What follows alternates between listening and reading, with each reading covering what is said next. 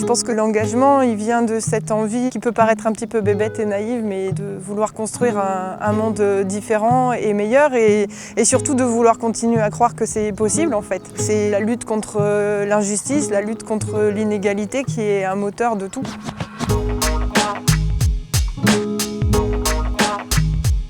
C'est un engagement qui est un engagement de chaque instant et qui n'est pas un engagement forcé. On l'envisage plus comme une manière de vivre que réellement comme un travail qui commence un début, une fin et après on rentre chez soi et on fait autre chose. C'est constitutif de qui on est, donc ça fait partie aussi de l'éducation de nos enfants, par exemple d'aborder des sujets tels que l'égalité, des enjeux de société. Et en fait, c'est quelque chose qui nous porte dans tout ce qu'on fait finalement.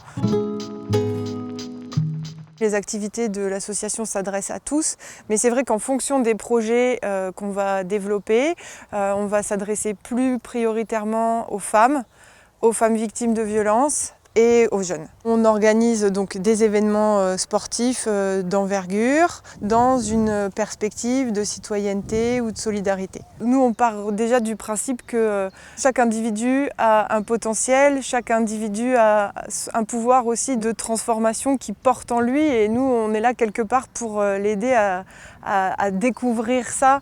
Et on est juste un petit peu des déclencheurs. Allez, on rentre bien son ventre, d'accord ? Place sur les mains aussi, tu auras plus d'appui. Ouais, voilà. Et tu marches, vas-y. Allez, courage, allez. Là, nous, ce qu'on essaye de leur proposer, c'est des activités pour se dépenser qui vont faire en mixité et apprendre aussi à être les uns avec les autres et déconstruire un petit peu aussi les regards qu'ils peuvent porter les uns sur les autres, quoi. C'est une leçon de vie, en fait.